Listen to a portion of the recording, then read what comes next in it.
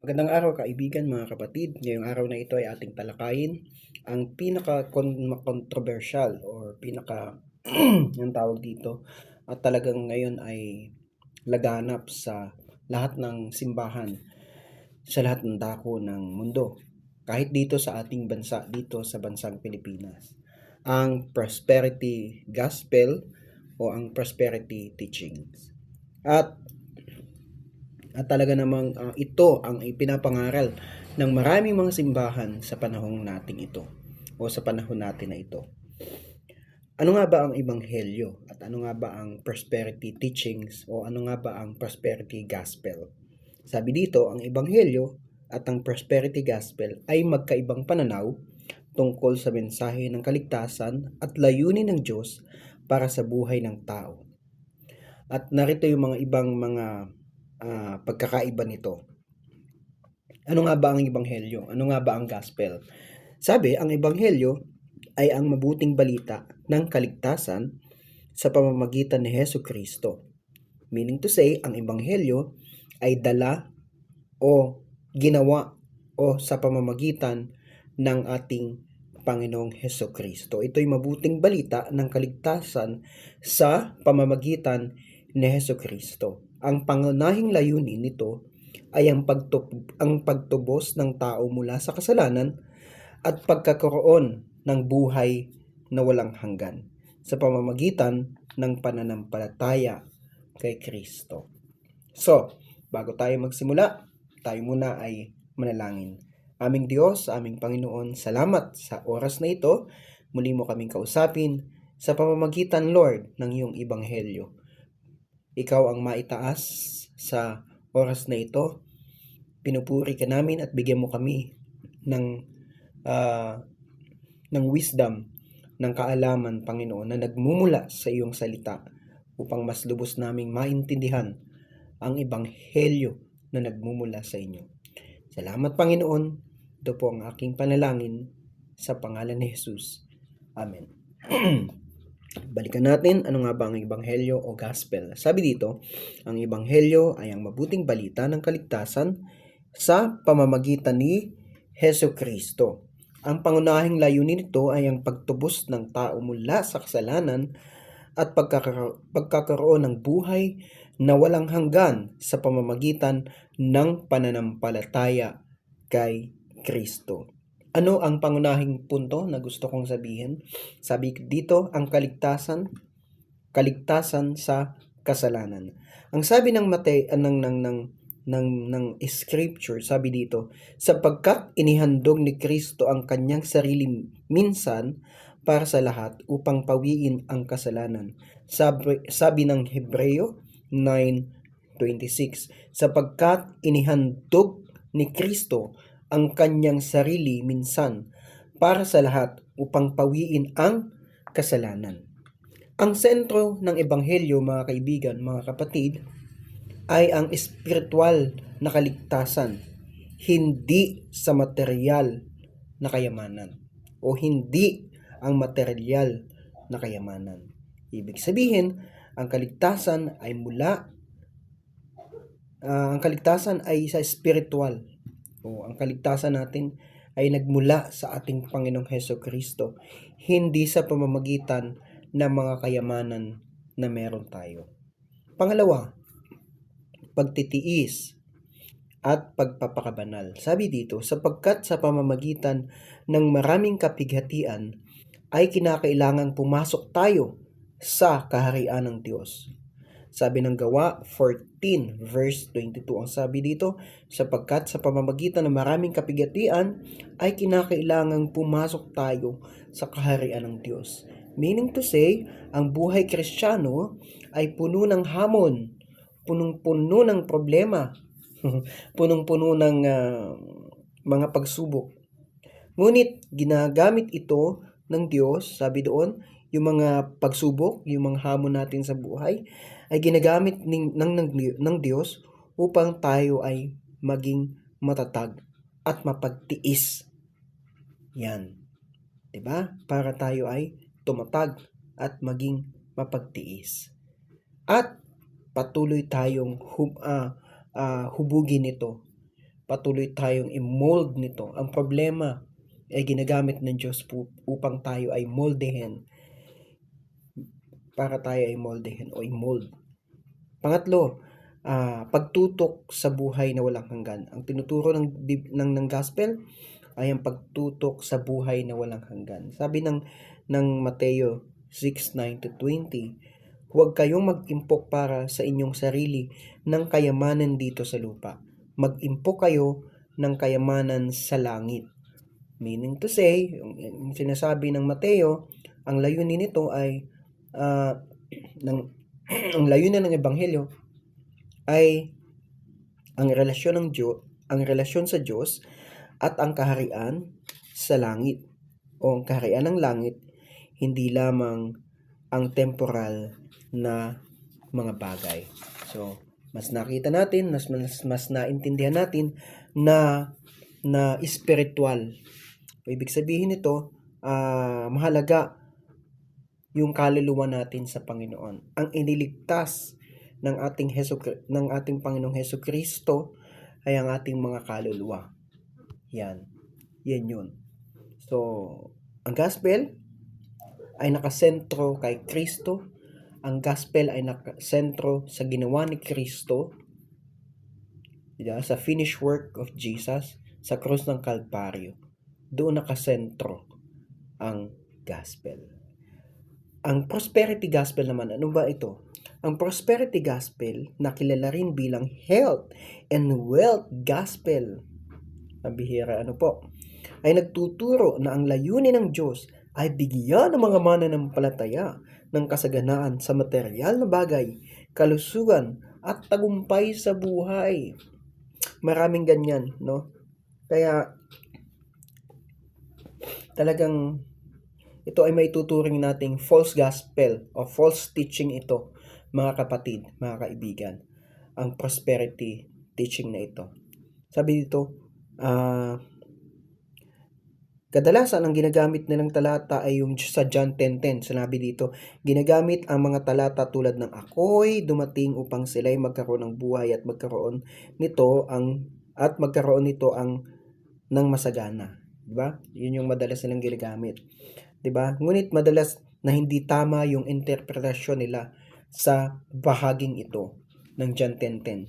Ginagamit nila, ako'y dumating upang sila'y magkaroon ng buhay, isang buhay na ganap at kasaya-saya, buhay na masagana. Yung ginagamit nila yan eh. So, napakamali ang kanilang interpretasyon pagdating dito. Pangalawa, kalusugan at kayaman bilang tanda ng pananampalataya. Ito yung madalas na naririnig natin sa mga prosperity pastors na nangangaral sa mga iba't ibang simbahan ngayon. Sabi dito, ayon sa aral na ito, ang pagkakaroon ng kayamanan at pagiging malusog ay ebidensya ng pabor ng Diyos. So, ibig sabihin pala, kapag nagkasakit ka o tinamaan ka ng ganitong sakit, hindi na pala papabor ang Diyos sa'yo. Kapag naghihirap ka, hindi ka pala sinasamahan ng Diyos.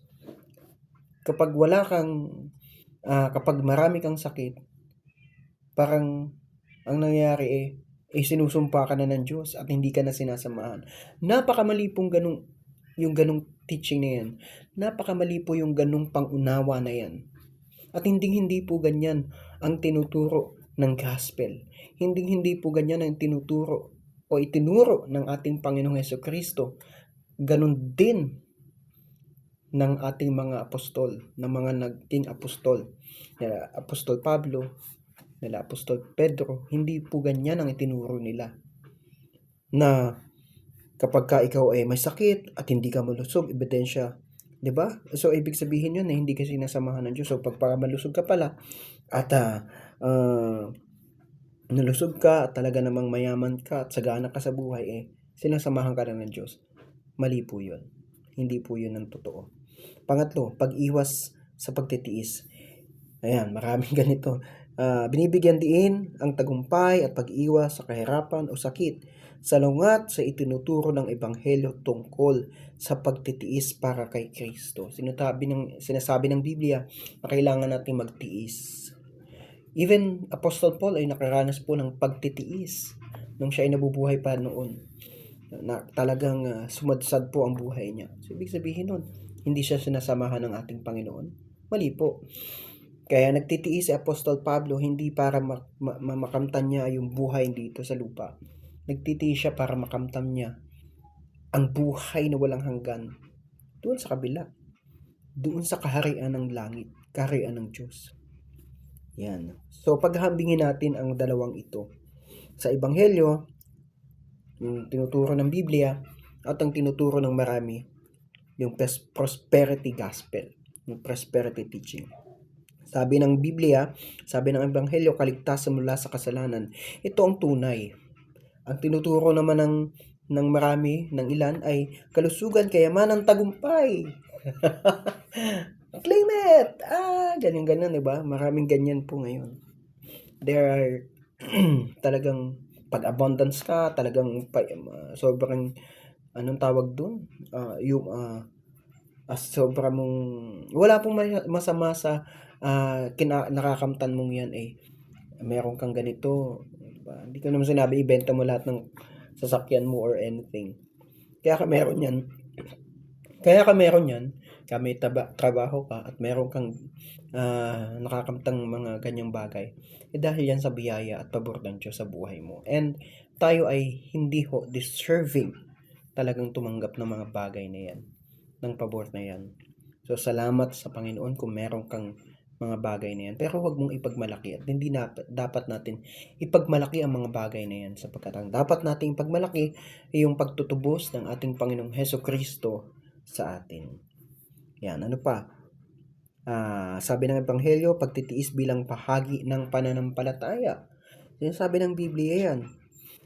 Sabi naman ng prosperity gospel, ng mga prosperity teachers, pag-iwas sa kahirapan at sakit. Yan ang sinasabi nila. May iwasan mo ba ang kahirapan at sakit? Darating at sa point mo ay ikaw ay dadatnan yan. Dadating yan. Pero hindi ibig sabihin nun, pag naghirap ka, nawalan ka nito, hindi ka na sinasamahan ng Panginoon. Hindi po yun totoo. Hindi po yun totoo. Pangatlo, panghabang buhay na kayamanan sa langit. Yun yung tinuturo ng Ebanghelyo. Kayamanan sa langit, kayamanan sa langit, panghabang buhay, eternal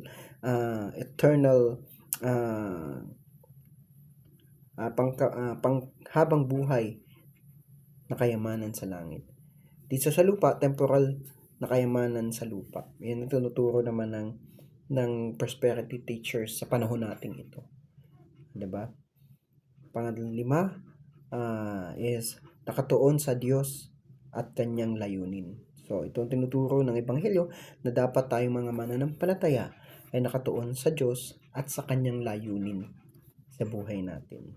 At ang tinuturo naman ng mga teachers, ng mga prosperity teachers ay nakatuon sa tao at kanyang kagustuhan. Yan ang malaking pagkakaiba po ng dalawang ito.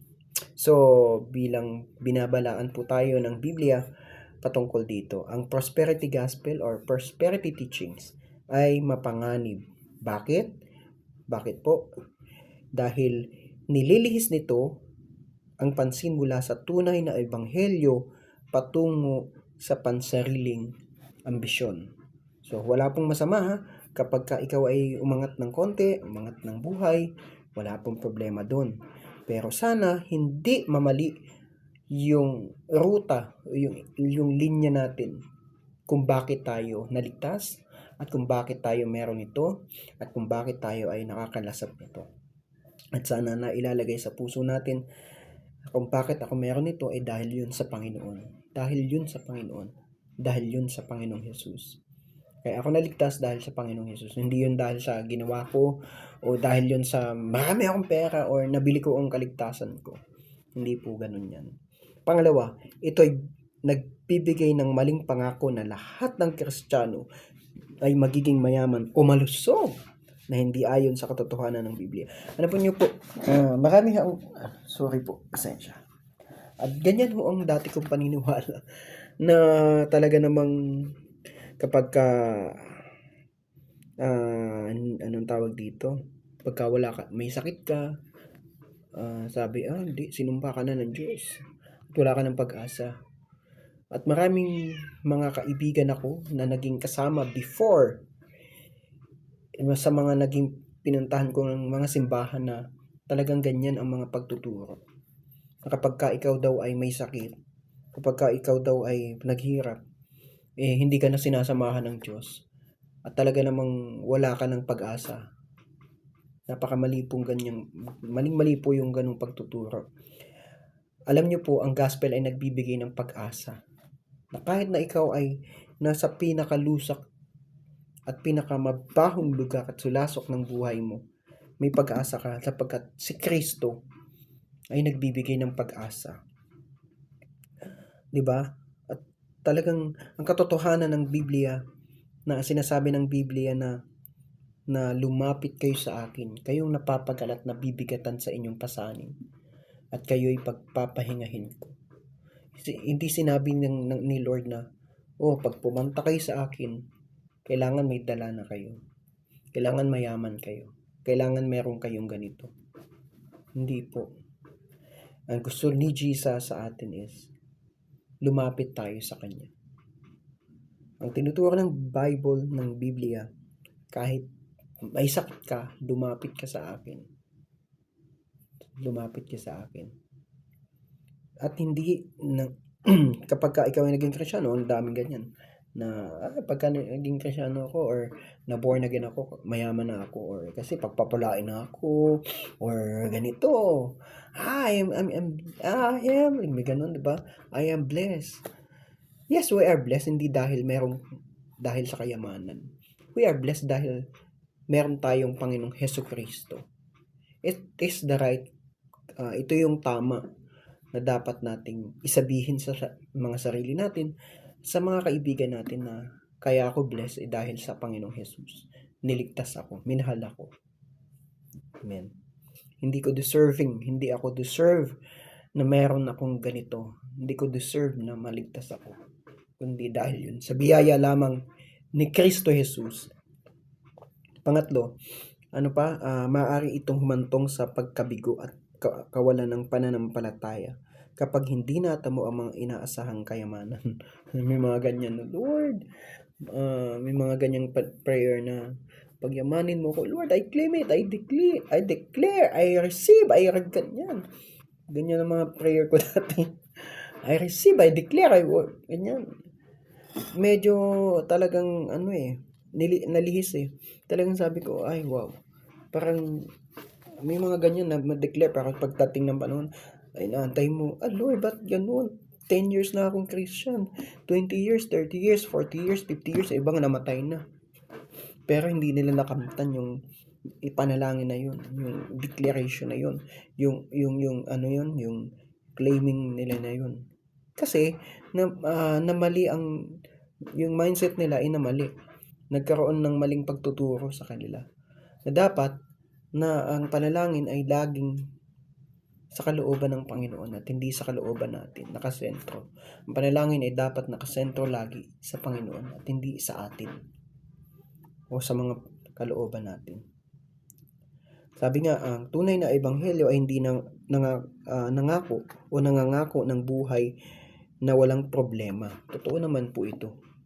Kundi ng buhay na puno ng pag-asa sa gitna ng mga hamon dahil kay Kristo. So, hindi nangako si Jesus na kapag tinanggap mo ang ebanghelyo o nakilala mo siya at nagkaroon ka ng relasyon sa kanya, hindi niya sinabing, wala ka ng problema, hindi ka nadadatnan ng sakit, hindi ka nadadatnan ng ganitong problema, you are blessed every day of your life, you are ganito, ganyan. Hindi ganun. Kaya hindi, kahit na hinahamon ka ng problema at meron kang pakikibaka bilang Kristiyano, may struggles ka, may hardship ka dito sa lupa, tandaan mo sa bawat hamon ng buhay, kasama mo si Jesus, kasama natin si Kristo. Kaya buhay ang sinabi ng Panginoon na hindi kanya iiwan at hindi kanya pababayaan. Yun ang tunay na pangako ng Panginoon. Na kailanman ang lahat ng mga anak niya, chosen people niya, lahat ng mga mananampalataya na sa kanya ay hindi niya pababayaan. Meaning to say, na hindi ka na magkakaroon ng problema, Hindi naman sinabi ni Lord na wala ka ng problema. Hindi po ganoon. 'Di ba? Marami kang dadatnang problema, marami kang dadaan ng hardships, marami kang dadaanan ng ganito. Samot sari. Pero at the end of the day, tandaan mo na nandyan si Jesus, na hindi ka niya iiwan. At mananatili si Jesus. Sa bawat bahagi ng buhay mo, mananatili si Jesus. Kaya salamat sa dakilang biyaya niya, purihin ang dakilang Diyos. At sa oras na ito, tayo ay manalangin, dakilang aming Panginoon.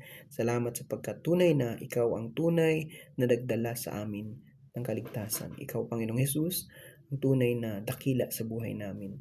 Kaya salamat sa pagmamahal mo sa amin. Salamat sa kaligtasan na ibinigay mo sa amin nung namatay ka sa krus, Lord. Salamat sapagkat ikaw ay naging tunay na buhay sa amin. At nung ikaw ay namatay, salamat sa kaligtasan, sa kasalanan, Panginoon. Bagaman marami kaming mga pagkakataon na kami ay sumisemplang, nagkakamali, nagkakasala, at yan ay totoo. Kaya humihingi kami ng kapatawaran sa inyo. Kami ay patawarin po ninyo. Kaya Panginoon, hayaan po ninyo na maituwid namin, Panginoon. Ituwid po ninyo, Panginoon, ang mga baluktot naming pag-iisip patungkol sa Ebanghelyo. Ayusin po ninyo, Panginoon, ang mga bagay na hindi tama sa amin, Panginoon. I-correct po ninyo kami, Panginoon, sa pamamagitan ng mga salita mo. Salamat, dakilang Diyos. Itinataas ka namin, pinupuri ka namin. In Jesus' name, amen. Maraming salamat. To God be all the glory.